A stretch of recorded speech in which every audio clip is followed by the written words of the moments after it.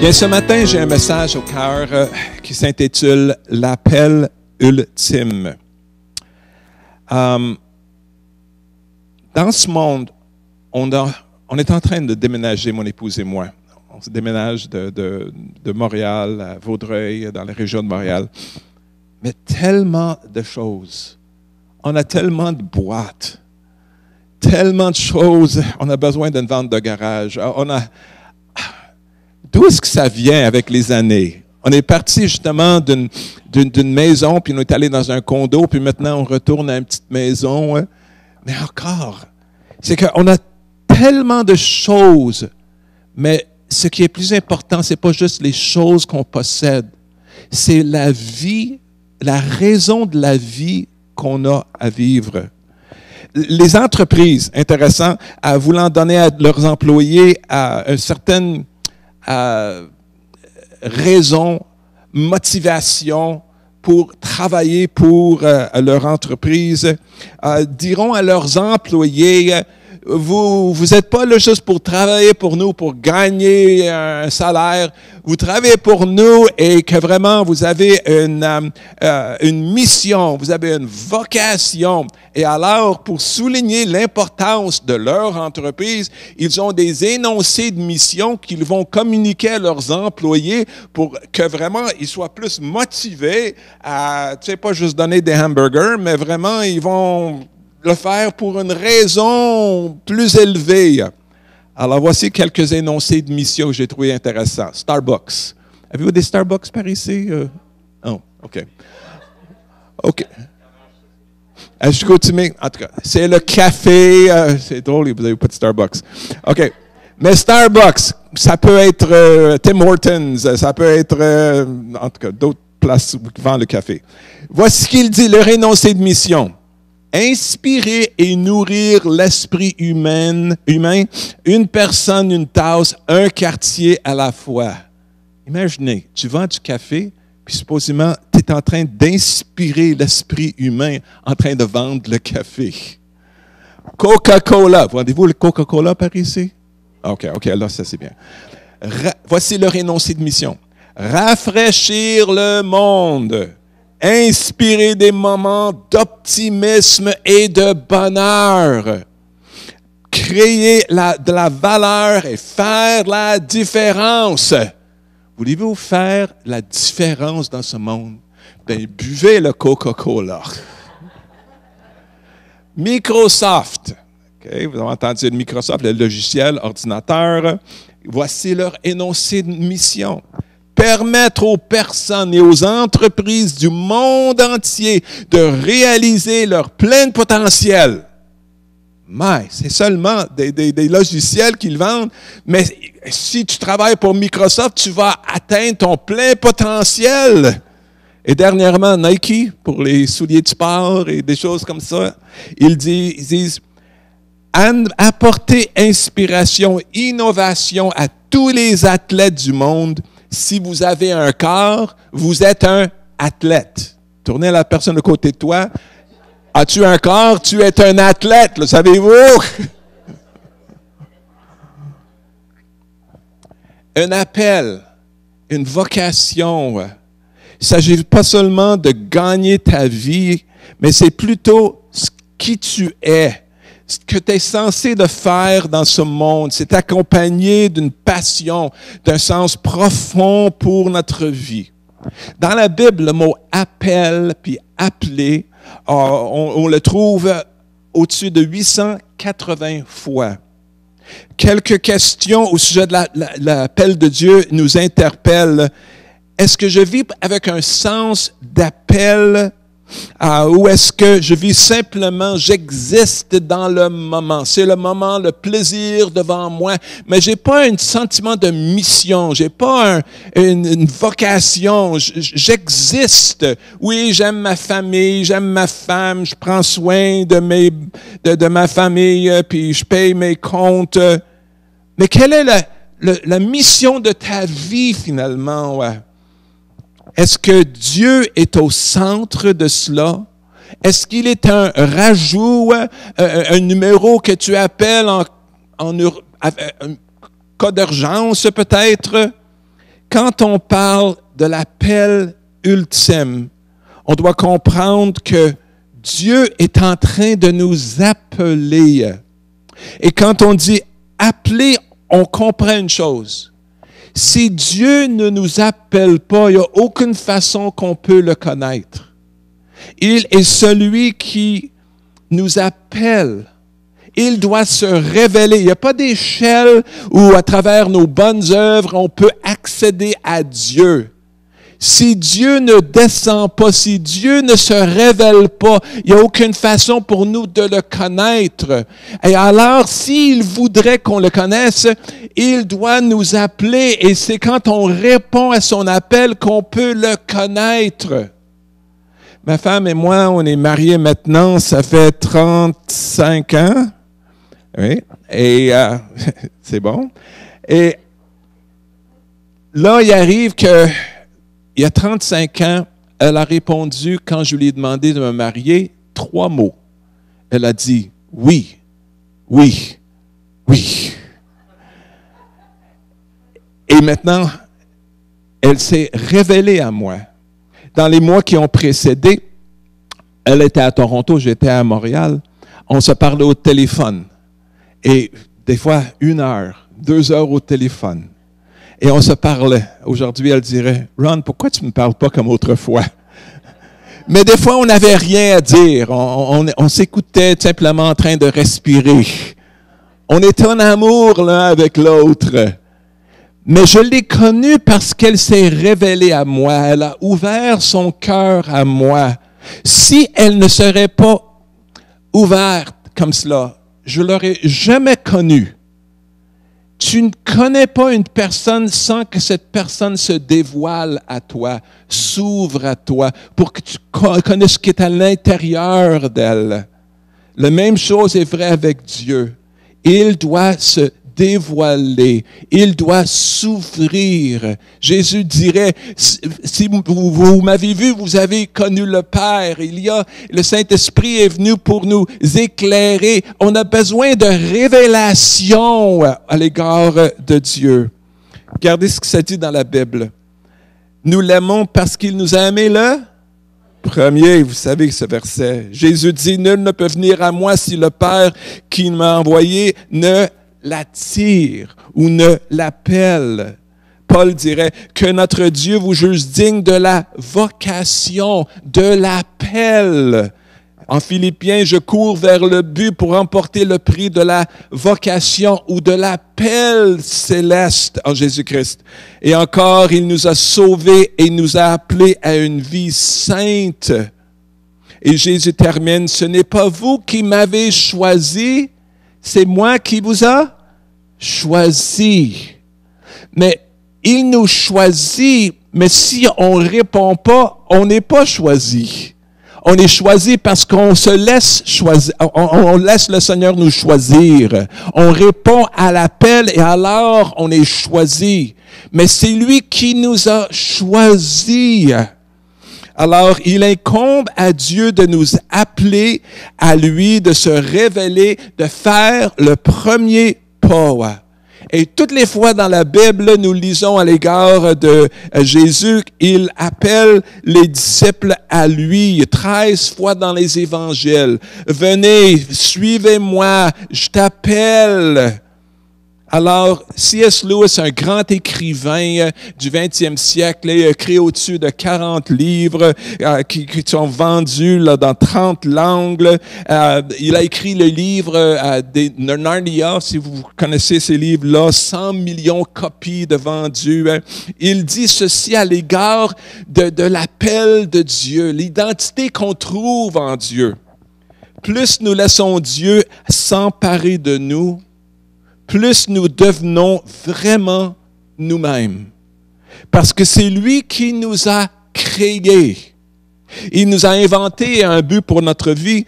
Plus je lui résiste et j'essaie de vivre par moi-même, plus je suis dominé par mon hérédité, mon éducation, mon environnement, mes désirs naturels. On a tous un arrière-plan. Certains d'entre nous ont été marqués, certains d'entre nous, on a une difficulté avec peut-être notre père ou notre mère, ou peut-être on a une crise qui nous est arrivée, et des fois, on est comme blessé, c'est des blessures qui guérissent pas, puis on est comme marqué. Mais quand on vient à Jésus, il fait de nous une nouvelle créature. Il guérit le cœur brisé.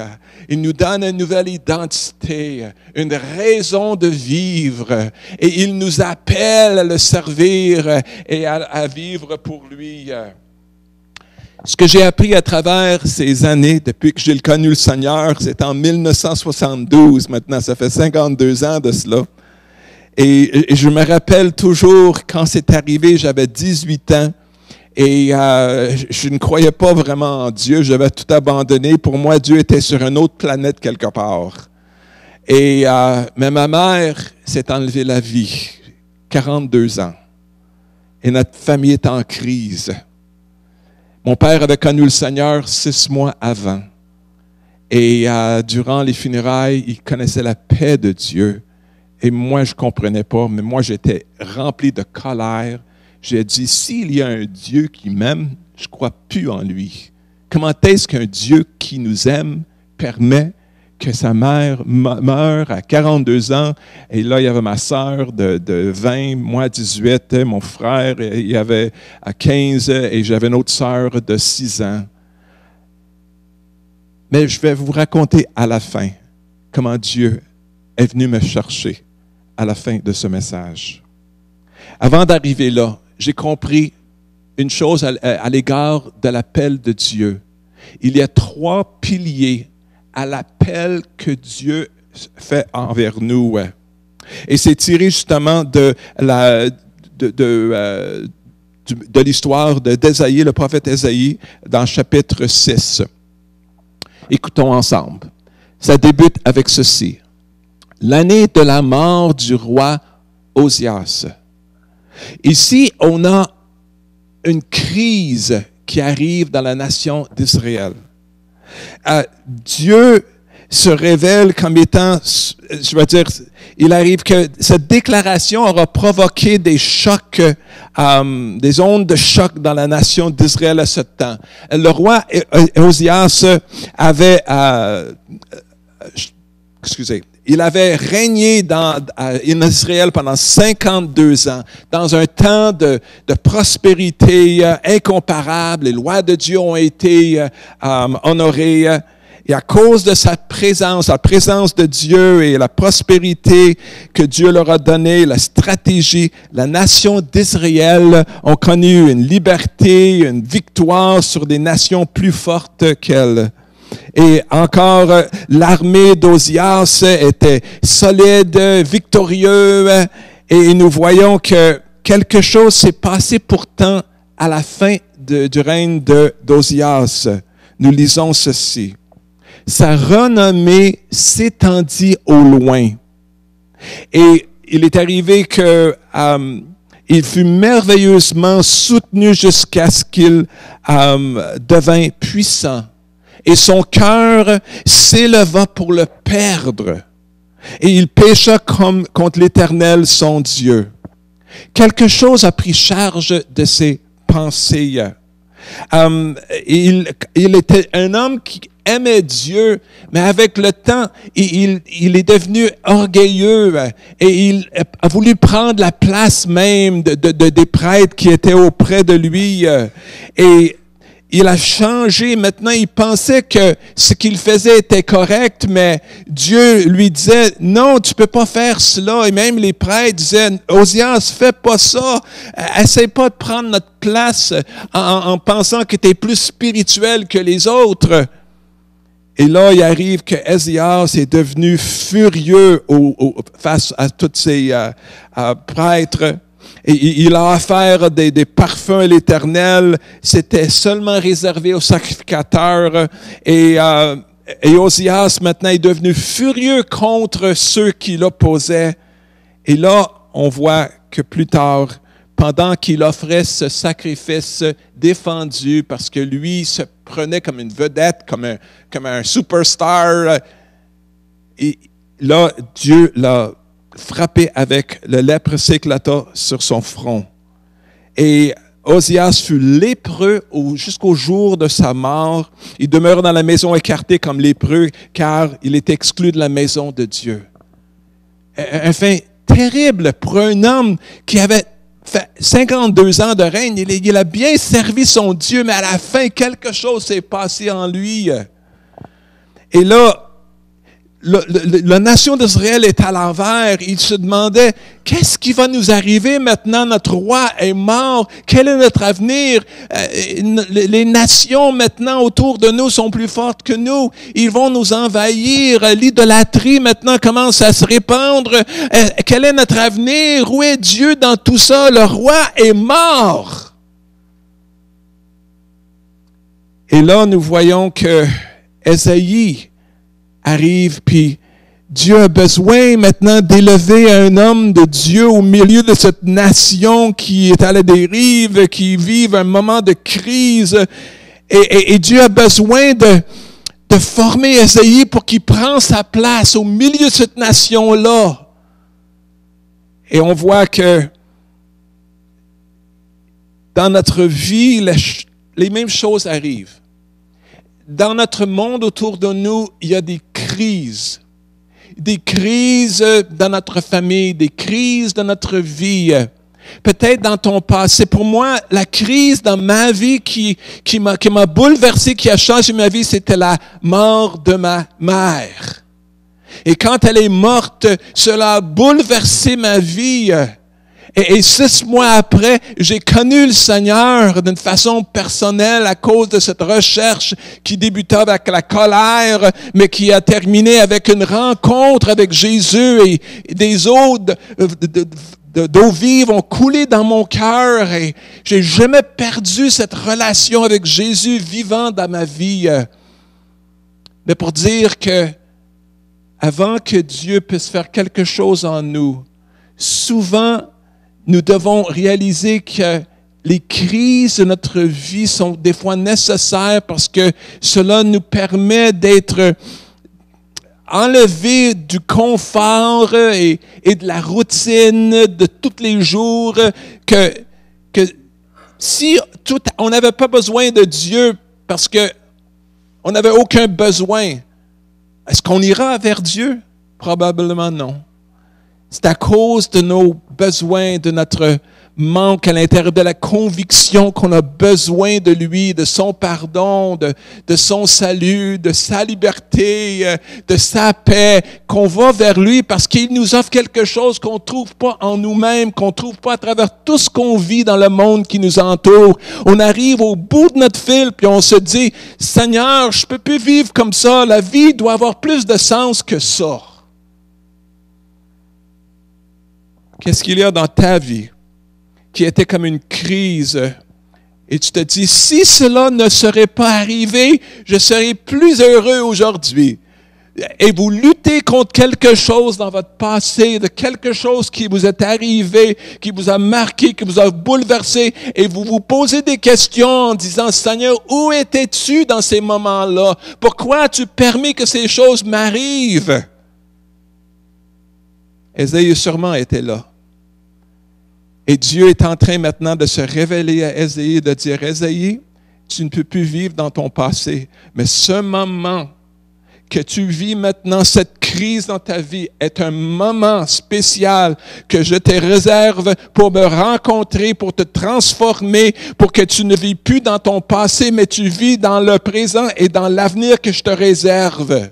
Dieu a un plan pour nos vies et ce qu'on passe à travers n'est pas par hasard. Dieu a un plan et il ne veut pas qu'on reste tel qu'on est, il veut nous transformer. Mais la transformation implique des changements.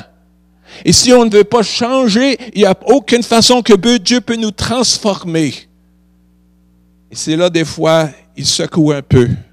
Et des fois, notre vie est inconfortable.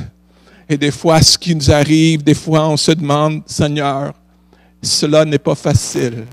Et il dit, oui, je comprends que ce n'est pas facile. Mais je recherche quelque chose de plus grand dans ta vie.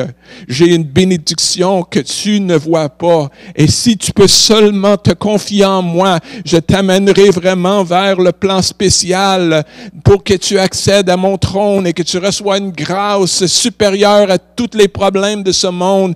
Et la paix et la victoire et l'espoir que je te donne, tu vas l'apporter au monde qui t'entoure. On a une mission, on a un appel. Et ces choses de crise, tant que dans la vie d'Ésaïe que dans nos vies, sont là pour une raison. Mais maintenant, c'est que peut-être Dieu veut se révéler ce matin. Et c'est pour ça que tu es ici. Et Dieu sait ce que tu passes à travers. Et tu es là, et tu as un sourire au visage, mais à l'intérieur, peut-être tu vis des moments difficiles. Peut-être tu as perdu un enfant. Peut-être tu as perdu ton mari ou ta femme. Peut-être quelque chose est arrivé au travail ou peut-être quelqu'un t'a maltraité et tu dis, Seigneur, comment se fait que ma réputation maintenant est endommagée?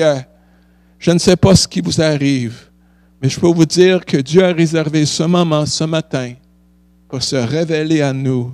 Il est en train de nous appeler et de dire, si tu peux entendre ma voix, je vais te transformer, je vais te révéler qui je suis, car en me voyant, tu vas être changé, tu vas être élevé dans le lieu céleste. J'ai une mission pour toi, et cette mission, tu es capable de le faire, parce que tu as beaucoup de valeur à mes yeux. Alors voici ce qui s'est passé, comment Dieu a changé Ésaïe dans l'année de la mort du roi Osias. L'année de la mort du roi Osias, je vis le Seigneur, assis sur un trône très élevé, et les pans de sa robe remplissaient le temple. Des séraphins se tenaient au-dessus de lui. Il avait chacun 6 ailes, deux dont il se couvrait la face, 2 dont il se couvrait les pieds, et 2 dont il servait pour voler. Ils criaient l'un à l'autre, disaient, Saint, Saint, Saint, le Seigneur, l'Éternel des armées, toute la terre est pleine de sa gloire. Et les portes furent ébranlées, dans le fondement par la voix qui retentissait, et la maison se remplit de fumée. Le premier pilier de l'appel de Dieu, c'est que c'est un appel révélateur. Dieu se révèle comme sur son trône. Ésaïe, peut-être était à l'envers. Peut-être tu as peur pour ta nation d'Israël. Oui, ton roi est mort. Peut-être tout semble à l'envers. Mais je suis sur mon trône. Jésus dit, je suis assis à la droite du Père. Tout est sous contrôle. J'ai un avenir brillant pour toi. Tes meilleurs jours sont devant toi. Ne décourage-toi pas. J'ai un avenir brillant pour toi.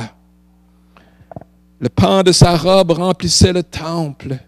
Le roi portait des longues traînes, des robes avec longues traînes pour démontrer leur pouvoir et position élevée. Et la robe de Dieu est si longue que ça remplit tout le temple. Et des anges et des séraphins, ceux qui brûlent, l'accompagnaient avec 6 ailes. Et là, on voit que ces anges démontraient leur humilité, ils se couvraient leur visage et ils se penchait devant Dieu, prêt à le servir. Et Ésaïe entend de la louange qu'il n'a jamais entendue auparavant.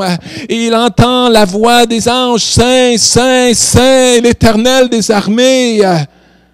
Et il est marqué par cette rencontre avec Dieu. Quelque chose est en train d'arriver dans son cœur, qui est en train de le marquer, de le transformer, d'élever au-dessus de les choses de ce monde. La même chose arrivera aussi à Moïse. Vous vous rappelez quand il était devant le buisson ardent, l'arbre qui brûlait, puis ça ne se consumait pas. Et Dieu lui parle, Moïse, Moïse. C'est comme si Dieu nous dit aujourd'hui notre nom. Il nous dit ton nom. Parce que c'est un appel personnel, révélateur. Et alors, on voit ici Moïse qui crie vers Dieu, « Montre-moi ta gloire. » il vient de sortir de l'Égypte. Il y a l'esclavage là-bas. Il est maintenant, il est dans le désert pendant combien d'années? 40 années dans le désert avant que Dieu le renvoie pour être libérateur. Mais avant qu'il retourne, il a besoin d'une expérience avec Dieu qui le transformera pour que vraiment il soit à la hauteur de l'appel de Dieu. C'est pas juste notre bonne volonté qui nous qualifie. C'est qu'on répond à l'appel de Dieu. Il dit, Seigneur, sans toi, je ne peux rien faire. Mais je peux tout faire par celui qui me fortifie. Et alors, cet appel est lancé vers Ésaïe, vers Moïse, c'est-à-dire, et il crie vers Dieu, et Dieu lui montre sa gloire. Il dit, Dieu miséricorde et compatissant, lent à la colère, riche en bonté et en fidélité, qui conserve son amour jusqu'à 1000 générations, qui pardonne l'iniquité, la rébellion, le péché, qui ne tient point les coupables pour innocents. Et c'est comme si on voit Moïse, on voit Ésaïe maintenant. Ils ont une rencontre avec Dieu. Dieu appelle Ésaïe, Dieu appelle Moïse. Il se révèle à eux. Des fois, on pourrait dire, « si seulement j'avais une expérience comme Moïse. J'aimerais bien sortir puis voir l'arbre brûler sans se consumer puis entendre une voix là qui sort. Ou j'aimerais bien voir un ange avec 6 ailes se promener autour de moi. Mais semble ça changerait ma vie. Je serais plus passionné pour le Seigneur. » Combien de vous aimeriez ça? Je pense qu'on aimerait tous voir ça. Qu'il nous écrit un message dans les nuages. Je t'aime, tout est sous contrôle. Mais ça n'arrive pas. Je n'ai jamais rien vu dans les nuages, à part d'un arc-en-ciel de temps à autre. Je n'ai jamais eu d'expérience comme Ésaïe. Je n'ai jamais eu le buisson ardent. Là. Je n'ai jamais eu une expérience comme ça. Mais ce que j'ai, c'est les paroles qui décrivent ces expériences-là. Et ces paroles-là, quand nous sommes dans la présence de Dieu et nous sommes inspirés par le Saint-Esprit, deviennent l'expérience semblable à ce qu'ils ont vécu. Vous n'avez pas besoin de voir Dieu face à face. Vous avez besoin, il nous donne sa parole. Sa parole est la façon, par son esprit, qui l'atteste ou qui le témoigne à nos cœurs. Cette parole des expériences que Moïse ou Ésaïe ont vécues devient notre expérience lorsque nous découvrons Dieu derrière ces paroles-là. Et avec le cœur humble qui assoiffé de Dieu, on dit, montre-moi ta gloire, qui es-tu? Et Dieu vient auprès de nous puis il nous dit, je suis miséricordieux, je suis compatissant, je suis lent à la colère, je suis riche en bonté. Je pardonne l'iniquité, la rébellion et le péché. Et lorsque nous arrêtons sur ces paroles-là et nous méditons et nous regardons celui que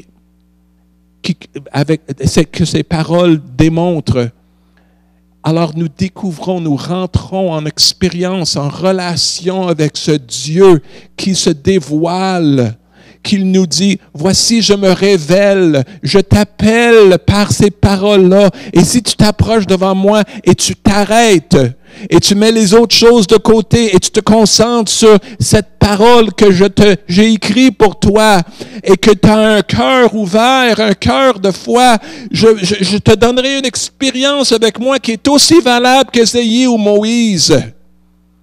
À nous d'avoir le cœur de comprendre et de saisir ces paroles-là.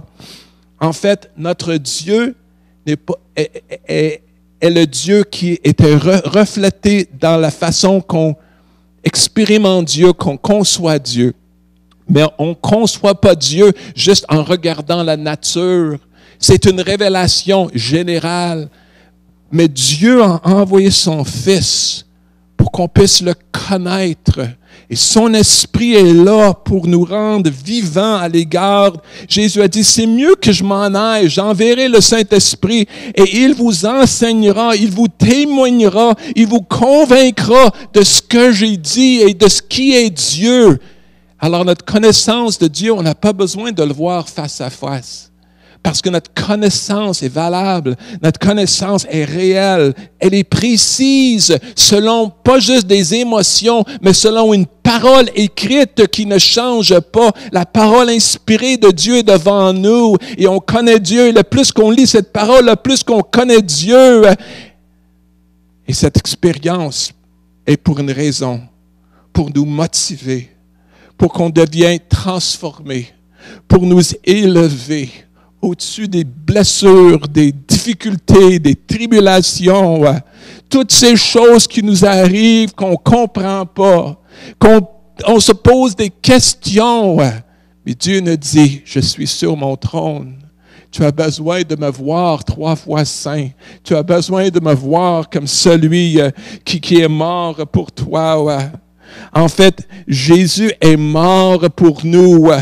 Les souffrances physiques et la mort de Jésus, sa séparation avec le Père, il a enduré la coupe de la colère de Dieu. Cela devrait suffire à m'inspirer pour vivre pour lui sans que j'ai besoin de d'autres. Ma femme est décédée à 34 ans du cancer. J'avais des questions à me poser. Et je me disais, Seigneur, où es-tu dans tout ça? Il m'a donné le psaume 84 qui nous dit que des fois on passe par la vallée de Baca, la vallée de larmes, mais Dieu le fait dans un lieu plein de sources. Peut-être un jour, je vais lever le doigt rendu au ciel et je vais dire, pourquoi, Seigneur, est-ce qu'il est décédé à 34 ans, m'a laissé avec 3 petits-enfants, 9, 7 et 2. Pourquoi, Seigneur? Mais je sais qu'un jour, quand je vais lever la main pour lui poser la question, je connaîtrai son plan, sa sagesse. Et je dirai, merci Seigneur, ton plan est le meilleur. Des fois, on est capable de mieux faire que Dieu. On n'est pas capable. Il est infiniment sage. Il est infiniment bon. Il est rempli de fidélité. Il a donné son meilleur, mais il est vrai, il ne nous épargne pas de souffrir avec lui. Et on souffre avec Dieu des fois, parce que là, on souffre avec lui, parce qu'il souffre pour rejoindre ce monde. Et dans ces souffrances, on prie pour que Dieu guérisse ce monde perdu. Alors, dans ce monde, oui, des fois, notre souffrance est profonde, mais la souffrance de Dieu est plus profonde que le nôtre. Et vous dites, où est Dieu au milieu de mes souffrances? Il est là, avec toi, à côté de toi. Il est là, il te réconforte. Toutes choses concourent au bien de ceux qui aiment Dieu. Il ne t'a pas lâché, il va t'aider. Tu vas passer à travers et tu vas être encore de plus en plus libéré et heureux. Vous n'avez pas perdu la joie et ce n'est pas uniquement dans le passé. La plus grande joie vous est réservée, mais votre joie est en Jésus, est dans le Seigneur. Alors, le premier pilier ici, c'est le pilier de révélation, un appel révélateur.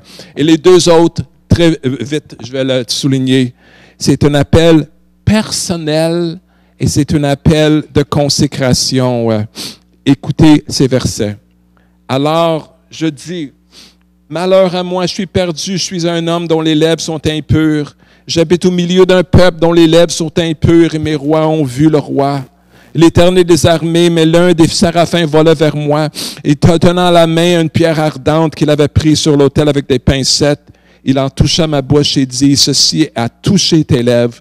Ton iniquité est enlevée, ton péché est expié. J'entendis la voix du Seigneur disant, qui enverrai-je? Qui marchera pour nous? Et je répondis, me voici, envoie-moi. C'est un appel, deuxièmement, personnel.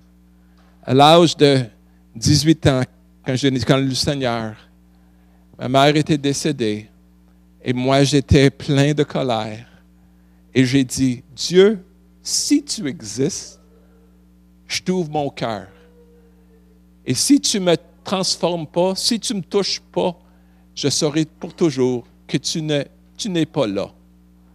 Mais alors, je suis allé à l'église de mon père et j'ai écouté le message qui était là. C'est une église comme celle-ci. Les gens louaient le Seigneur, ils tapaient les mains, ils levaient les mains.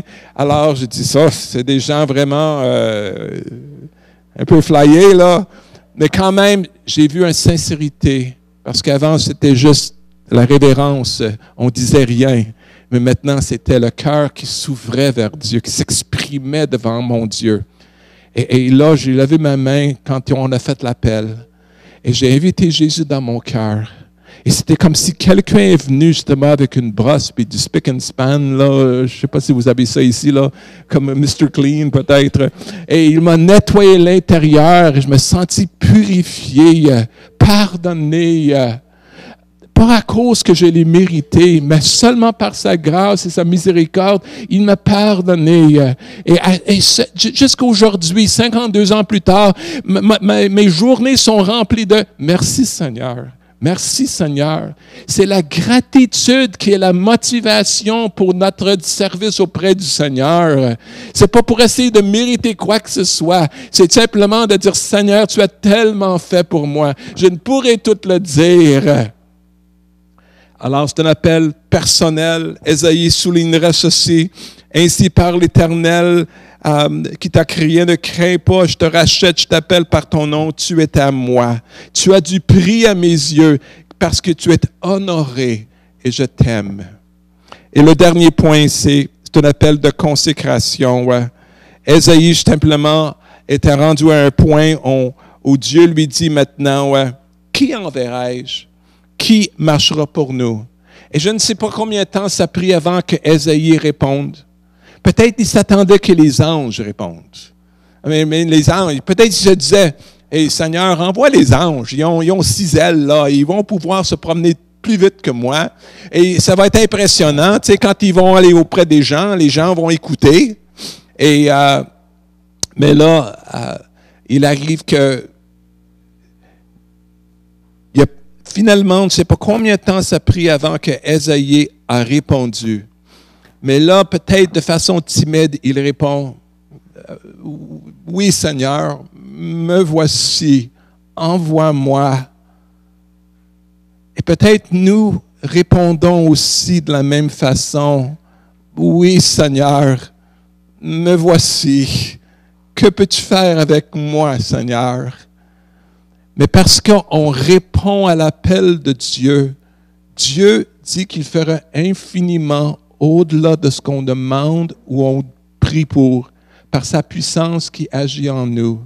Et dans notre faiblesse, sa force est rendue parfaite. Et lorsqu'on fait nos petits efforts, mais qu'on fait quelque chose, quand on prend un seul pas en avant pour lui, c'est là qu'il peut se manifester. Mais tant qu'on résiste, tant qu'on reste à l'écart, tant qu'on est là en train d'être spectateur, Dieu ne peut. Ça dit que c'est cette foi qui nous permet d'avancer. Mais encore, me voici, Seigneur. C'est le début de la puissance de Dieu qui se découle dans ta vie. Me voici, Seigneur. Sers-toi de moi. La seule raison pourquoi on ne réussit pas notre vie dans le plan de Dieu, c'est qu'on ne dit pas suffisamment. Me voici. Envoie-moi. Alors ce matin, es-tu prêt à dire, me voici, Seigneur, tel que je suis. Je t'aime parce que tu m'as aimé le premier. Et maintenant, Seigneur, ma vie ne m'appartient plus. Tu m'as sauvé. Je suis le temple de ton esprit. Je suis tellement reconnaissant. Et Seigneur, je voudrais que ma vie compte. Je veux faire une différence dans ce monde.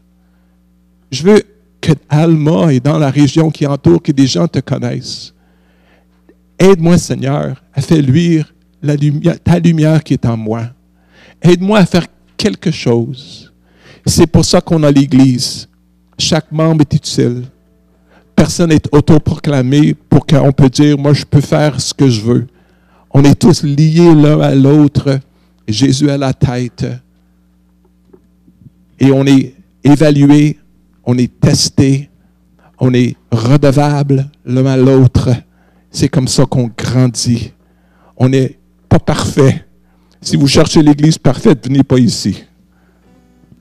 Allez nulle part, parce que la journée que vous irez à cette Église-là, vous la rendez imparfaite. On vient avec nos imperfections, mais à cause de la grâce, la patience, la miséricorde, la bonté de Dieu, on se présente, on se pardonne, on se soutient, on prie l'un pour l'autre. L'Église, c'est la meilleure place pour servir le Seigneur et on doit honorer ce que Dieu a établi. Je vous encourage ce matin à dire, comme Ésaïe, malgré la crise dans l'année de la mort comme Ésaïe, que vous voyez Dieu sur son trône et vous dites, Seigneur, mes meilleurs jours sont devant moi. Et ça va être des journées de joie, des journées de libération. Et tout ce que j'ai connu dans le passé, c'est pour une raison. Et Dieu, tu vas te servir de ça et tu vas mettre des gens sur mon chemin et que je vais être là, pour briller, pour parler dans leur vie. Et surtout, Seigneur, à parler de ta parole, parce que cette parole nous amène dans une expérience avec Dieu. Et malgré qu'on vit dans une société qui est séculière, au Québec, ici, les gens disent qu'ils ne veulent plus écouter, ils ne croient plus dans l'Église. Je vous dis, il y a un soif spirituel autour de nous. Les gens ont besoin de Jésus comme jamais auparavant. Mais ils veulent voir quelqu'un simplement qui aime Dieu, qui n'est pas juste religieux, mais qui est en relation, qui expérimente Dieu et qui est plein de l'amour de Jésus. Et si vous approchez les gens dans la simplicité, mais simplement que vous dites, Seigneur, je donne ce que j'ai reçu. Tu ne peux pas donner ce que tu n'as pas reçu. Alors recevez du Seigneur et maintenant laisse ces eaux vives couler de toi. Seigneur, Jésus dit, si quelqu'un a soif, qu'il vienne à moi, qu'il boive. Et là, des eaux vives vont couler. Où? Ça va couler à travers de toi pour venir répondre aux soifs de ceux qui vraiment sont malheureux, perdus dans la noirceur et les ténèbres. Et maintenant, par la grâce de Dieu, Dieu veut que tous soient sauvés, que personne périsse. À nous de continuer à travailler pour Dieu, parce que si Dieu a posé la question, qui enverrai-je? C'est parce qu'il se soucie de ce monde. Il pose la question parce que Dieu ne se contente pas juste de trouver quelques élus. Il veut que tous soient sauvés, mais il veut qu'on partage son cœur. Et souvent, à travers la souffrance et les difficultés, on est capable maintenant de s'identifier avec beaucoup d'autres comme nous, qui peuvent connaître la paix qui surpasse toute intelligence. Quel miracle, la paix de Dieu. Levons-nous ensemble, s'il vous plaît. J'ai assez parlé.